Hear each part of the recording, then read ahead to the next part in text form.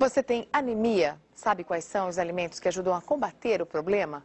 O que é mito e verdade nas receitas caseiras?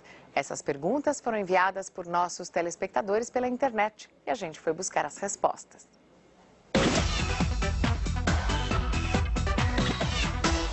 São muitas as dúvidas sobre o que é bom para combater a anemia. Beterraba faz bem para anemia? A beterraba é um dos grandes mitos em relação à prevenção da anemia, porque a beterraba, por ela ser vermelha, as pessoas têm essa impressão de que ela vai melhorar o sangue, que também é vermelho. Na verdade, a beterraba tem os dois grandes defeitos. Ela tem muito pouco ferro e a absorção do ferro pela beterraba é muito baixa. É verdade que o feijão tem ferro? O feijão também não é uma fonte adequada, apesar dele ter ferro, mas a absorção desse ferro do feijão é muito ruim. A panela de ferro é boa para combater a anemia?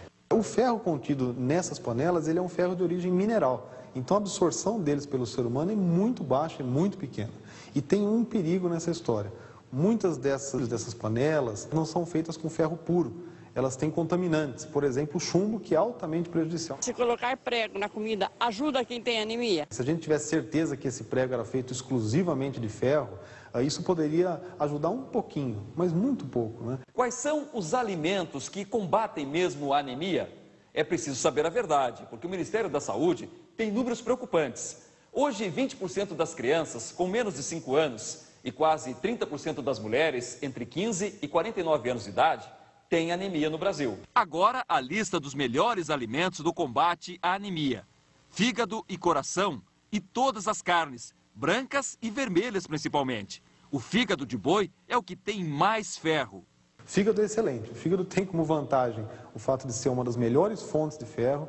O ferro do fígado é muito bem absorvido. O médico dá sugestões de pratos. O mais rico de todos aqui, dos que nós temos na mesa, é esse coraçãozinho aqui de galinha, né? Que é um miúdo, é um alimento de origem animal, é muito rico em ferro, é um alimento barato e o aproveitamento do ferro pelo nosso organismo desse tipo de alimento é muito bom.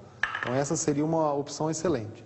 Depois nós temos aqui as combinações. Então, por exemplo, o brócolis temperado com limão é uma combinação interessante, principalmente naqueles dias em que a família não tem a carne para consumir, né? Ela pode usar isso, ou o indivíduo vegetariano.